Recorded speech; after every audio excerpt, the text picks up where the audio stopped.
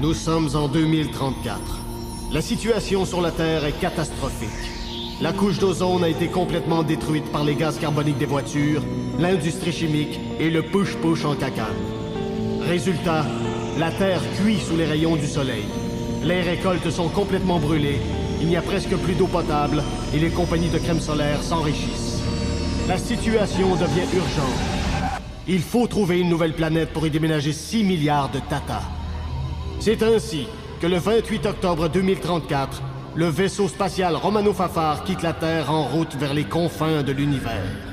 Là où la main de l'homme n'a jamais mis le pied.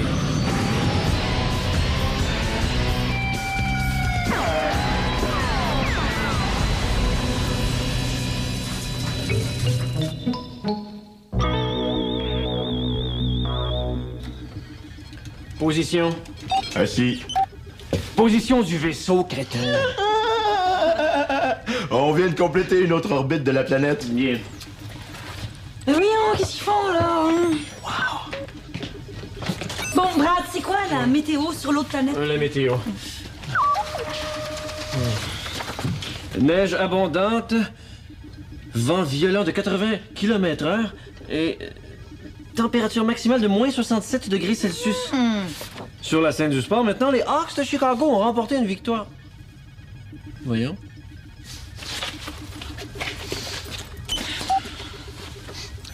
En attendant, Brad, voulez-vous que je vous enlève les amygdales? Non, non, non. Oh, oui, donc, je vais juste vous en enlever deux. Tu peux me les enlever à moi? Toi, t'es plus, Bob. Oui! Elles ont repoussé la nuit passée. Écoutez, Vous recevez. On a terminé notre travail. Vous pouvez nous téléfaxer à bord. un instant. Qu'est-ce qui me dit que c'est vrai, capitaine? Non, j'ai besoin de votre nom de code. Alpha 1202 Orion. Non, il me semble que vous avez hésité en le disant, c'est louche. Non, j'ai besoin de votre matricule. Matricule 1527A. 1527 A. 1527 A.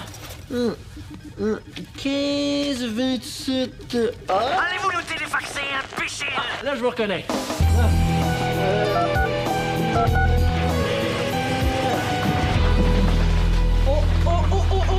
Oh, attention, est-ce qu'il y a des blessés?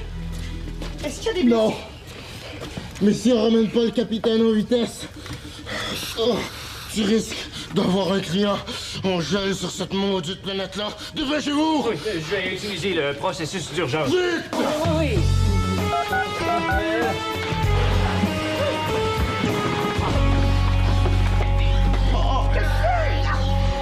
Capitaine, votre scaphandre vous cherche. Brad, vous m'avez téléfaxé en dehors de... Vous m'avez téléfaxé en dehors de mon scaphandre. Un popsicle qui parle. C'est Falbo qui m'a dit que ça pressait. Je l'ai trouvé, tu es mal programmé. Mal programmé, vous avez failli me tuer. Corvée de nettoyage immédiatement, ça va vous faire réfléchir. Capitaine, c'est pas de ma faute. C'est à Flavien à faire ça. Flavien est en régénérescence pour peut-être encore plusieurs semaines. C'est vous qui le remplacez? Alors faites le travail, allez en corvée. Capitaine, la planète, est-ce qu'elle fait l'affaire? Mais non, il faisait moins 67 degrés Celsius. C'est peut-être plus chaud l'été. C'est l'été. Mais je vais m'occuper de vous. Ah oui. Oh, capitaine, vous êtes bleu. Bon, 5 minutes dans le micro-ondes, puis il va être correct. Hein, Mirabella?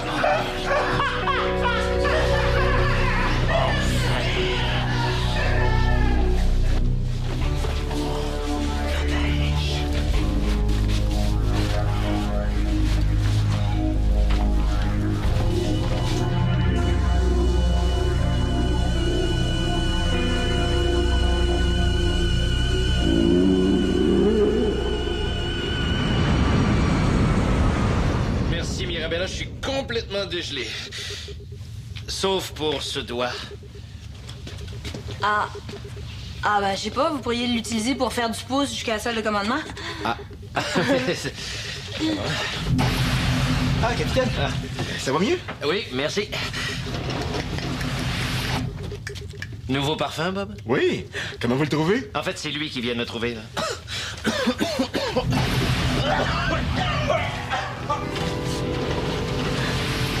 Salut, Mirabella! Ah, Bob!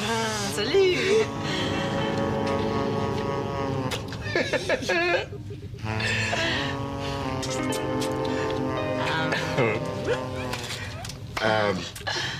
Je me sens pas bien.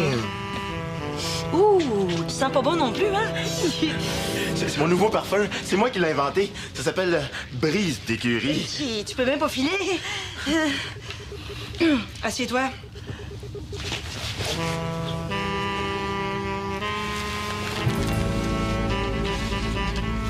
T'as mal où, là, Bob? Où tu veux, hein? Je suis pas astineux. Un petit peu plus précis, peut-être? Dans la région du mou. Ah, ouais. On va regarder ça. Étends-toi.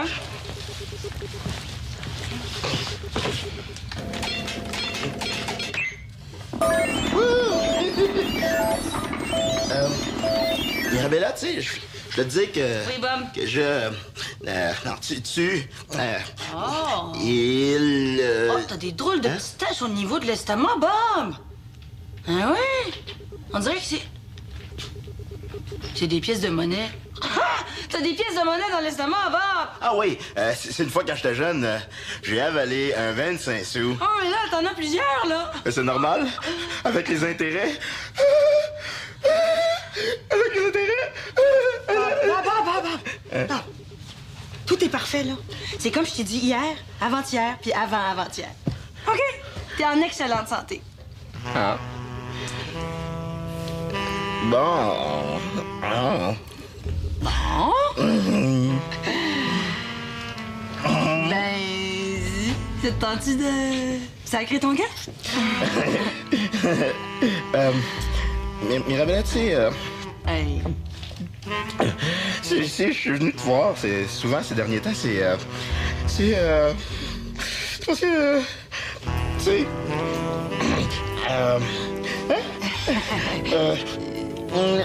c'est-à-dire, dans le sens de, qu'est-ce que t'en penses? Je pense que je vais te réexaminer, Bob. Une créature avec des gars.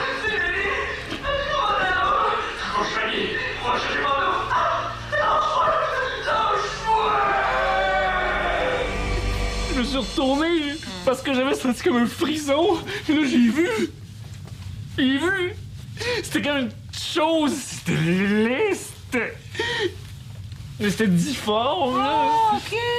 Vous vous êtes vu dans le miroir. On n'a absolument rien trouvé. Même nos détecteurs internes n'ont rien relevé. Mais je vous jure que je l'ai vu. C'était C'était une excellente raison pour pas travailler. Je vous le dis, capitaine. Elle était là. Si elle avait été là, on aurait trouvé des traces, du poil, des crottes, quelque Non, mais chose. ça n'a pas de poêle, ces affaires-là. C'est comme une... Ça suffit, Brad. Je veux plus rien entendre. Poursuivez votre corvée.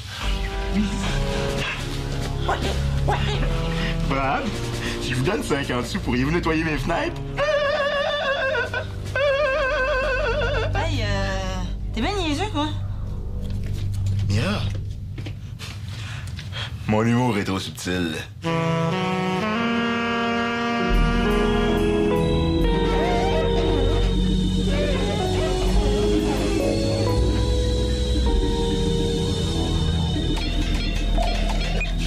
Bob, regardez le radar.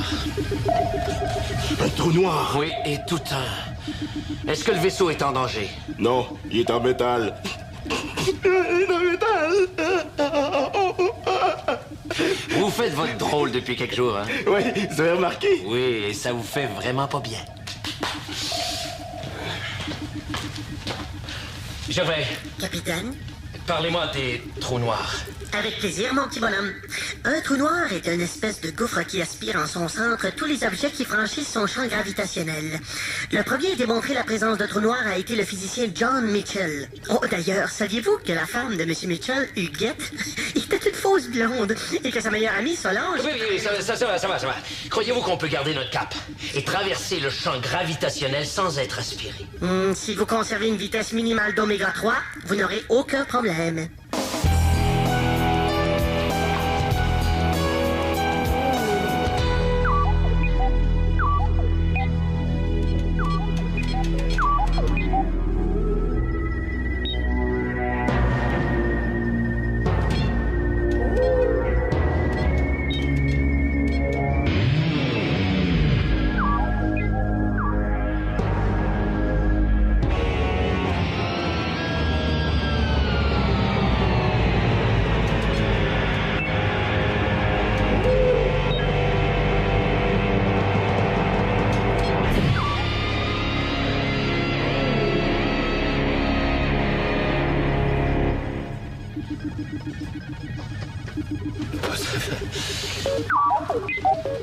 C'est la meilleure solution.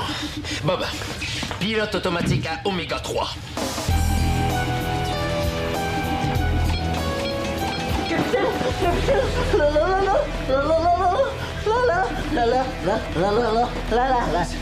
Mimez-le, Brad.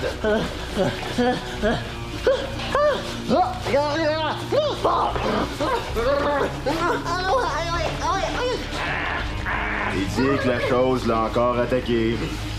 Brad, ça suffit. Non, Brad, ça suffit. Voyons. Ah, là, ça marche. Brad, clarifions cette question une fois pour toutes. Vous êtes tout simplement victime d'hallucinations. Ça arrive fréquemment lors de voyages, c'est dû à la fatigue. Moi-même, ça m'est déjà arrivé. Vous, capitaine? Oui, j'étais... Plutôt, je servais à bord du USS Flyben. Ah ouais? Oui, j'ai terminé un 3e quart de travail. J'étais exténué, j'étais couché dans ma cabine et je regardais par le hublot. Quand tout à coup, j'ai vu apparaître un immense objet volant de forme ronde, qui éclairait un jeu de lumière aveuglant, avec en son centre une énorme boule faite en miroir, d'où émanait une voix qui disait « Ah, ah, ah, ah, staying alive, staying alive ». En entendant ces mots, j'ai senti mon corps se transformer. Du poil poussé sur ma poitrine. Des favoris sont apparus sur mes tempes. Mes pantalons sont devenus blancs et très serrés. J'étais devenu disco. Mais maintenant, vous êtes guéri. Oui, c'était qu'une hallucination. C'est exactement la même chose pour votre créature. Une hallucination? Exactement. Bon, Bob, j'aimerais qu'on voit nos calculs se trouver en maquette. J'hallucine. C'est clair, j'hallucine. Comme cette table-là, par exemple. Est-ce que c'est une vraie table ou c'est une hallucination? Ah ben si ça fait mal, c'est que c'est une vraie table. Quoique mon hallucination aussi tantôt faisait mal. Oh, je sais plus, là, moi. Spécial cabane à sucre! Crêpe fait voler omelette et sous pas et tire sur la neige. Et tire sur la neige. Excusez-la! Ah, de la tire sur la neige. Ah, dégueulasse. Je vais aller me faire un petit caviar dans ma cabine. Mais c'est ça. La tire sur la neige. La dernière fois que j'en ai mangé, j'avais 4 ans. Après ça, la neige s'est mise à fondre et il n'y en a plus jamais eu. C'est pas grave. Dommage que Flavien et Valence soient en régénérescence. Oh, wow! Comment on mange ça?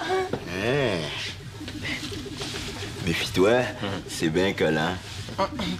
Y'a pas juste ça qui est collant, Bob. Moi, là, quand je mange du sucré, ça me stimule, là, puis là, je me mets à faire des savates un peu partout, là. C'est épouvantable. Oh! C'est pas des oreilles de Christ, ça. Qu'est-ce que c'est que ça? Falbo, comment avez-vous fabriqué votre neige?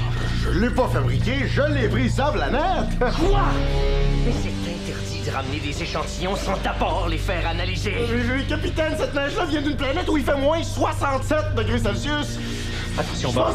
pensais qu'elle était déserte. Attention, tout le monde. Gervais! Oui? Vous pourriez m'analyser ça? Sans problème, capitaine. Un petit café avec ça? Non, ça va. Eh bien, ce cocon vient d'Acné 7, la dernière planète que vous avez visitée. Il contenait un organisme vivant qui était congelé dans son habitat naturel. La femelle qui a pondu ce cocon s'appelait Smithwick, ce qui veut dire en français Nicole. Son mari, Sportlack, était facteur et buvait comme un trou. Et c'est Ça pour va, ça que ça bébé, venez-en au fait. Eh bien, au contact de la chaleur du vaisseau, l'organisme a repris vie. On a un 8e passager. On a un 8e passager. Un 8e passager. La chose là, qui a attaqué Brad. Son hallucination. Brad, il faut le prévenir. Falbo, allez chercher les armes. On se rejoint dans le corridor B. Mirabella, rendez-vous au centre de santé. On risque de vous ramener un patient en mauvais état. Bob, vous l'accompagner. Oh oui, capitaine. Niveau d'alerte 4. Autorisation de tirer à vue. S'occuper de notre invité. Et moi, capitaine? Toi, ferme-la.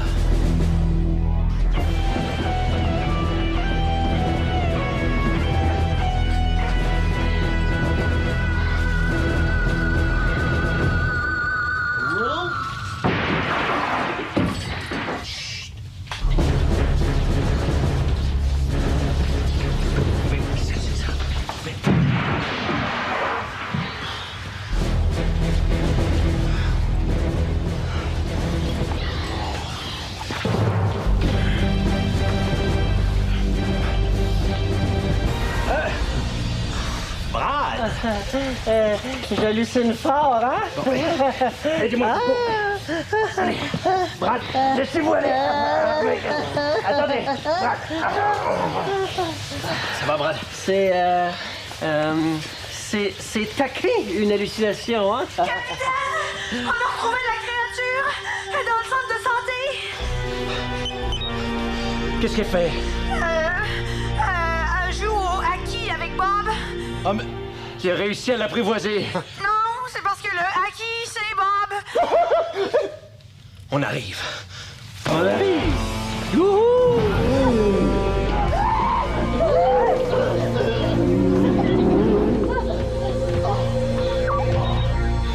OK, la porte est verrouillée. Oh, Bob.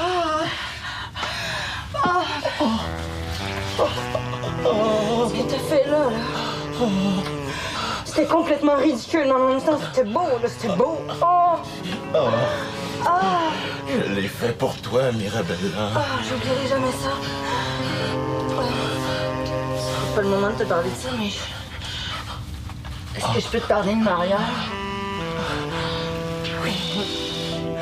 Oui, je le veux. Ben, Bob, le jour où je vais me marier, là, j'aimerais ça que ça soit toi, mon garçon d'honneur.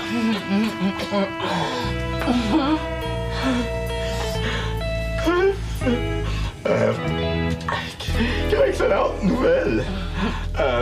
Moi aussi, quand je vais me marier, j'aimerais ça que ça soit toi, mon garçon d'honneur. Sais-tu quoi? À un moment donné, là, je pensais que t'avais un œil sur moi. On est tellement amis, toi puis moi.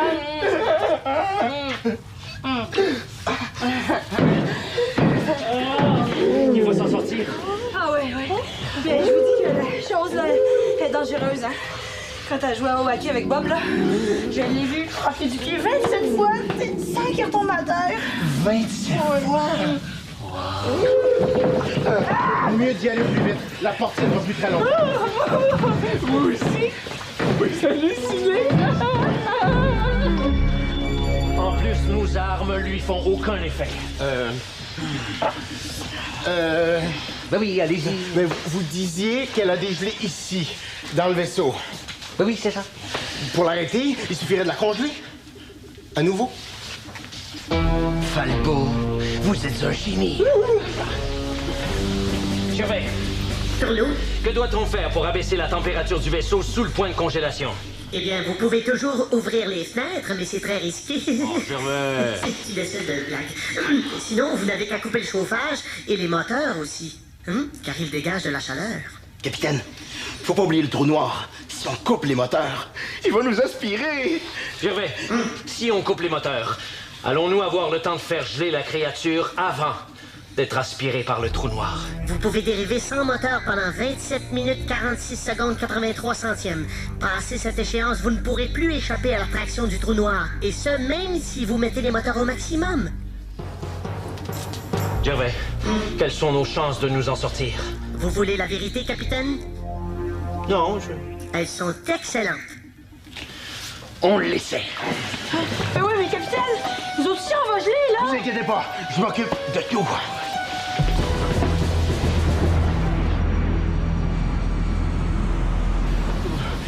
Vous aviez pas d'autre chose que des bottes de ski dans votre entrepôt? Oh. On approche du trou noir. Gervais, il nous reste combien de temps? Si vous ne mettez pas les moteurs en marche dans 3 minutes 37 secondes, vous êtes cuits, mes petits poulets. Tiens, ça va te réchauffer. Ah, non, ça va, Bob, ça va. Prends-le, je te le prête en ami. Ah ben, ok, d'abord. Si c'est un ami, ça va. Merci.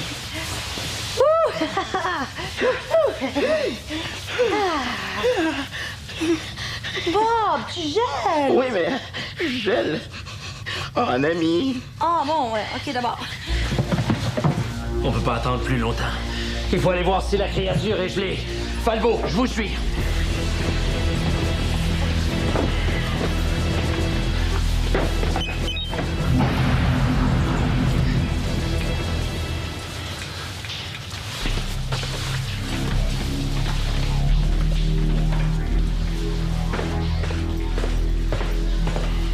Brad, on n'a pas besoin de vous. J'ai 2 mots à lui dire à cette sale créature. Oh non! Oh non, j'hallucine!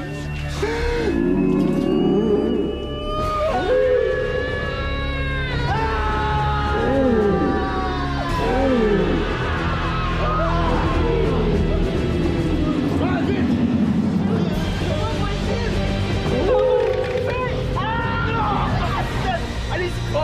Il est trop tard, de toute façon, la chose doit déjà l'avoir mangé. Non! Brad, lui, il risquera jamais sa vie pour vous sauver. C'est la vie de la bête que je veux sauver. Oh, Mais si elle mange Brad, elle va être malade, c'est sûr, non? Ah, bien sûr, ouais. Oui, il faut y aller!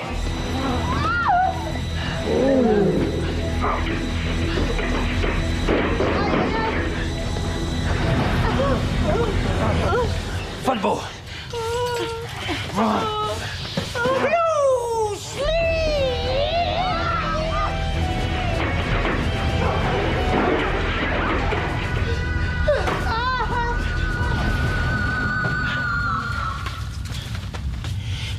je l'ai.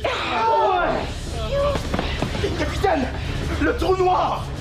Démarrez le vaisseau! Falbo, Mirabella, mettez la chose dans un sac.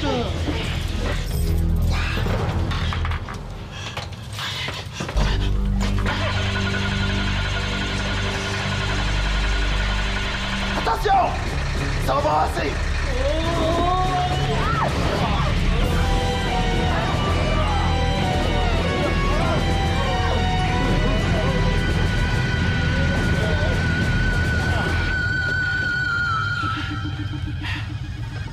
On a réussi!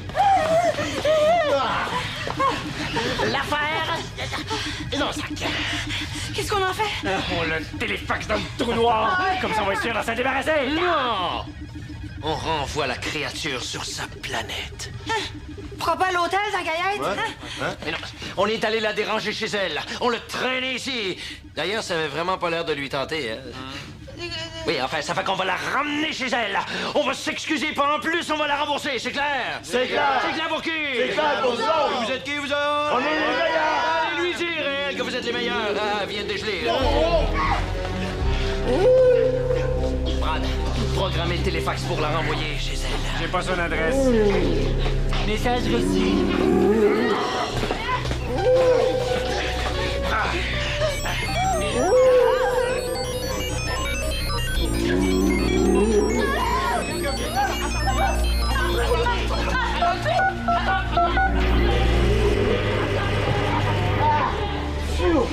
Falbo! Vous avez téléfaxé Falbo! Ramenez-le immédiatement! Mais vous avez ramené la créature! On parle! La créature parle! Attends, arrête! Falbo! Oh. Qu'est-ce que tu fais là? C'est à lui qu'il faut demander ça!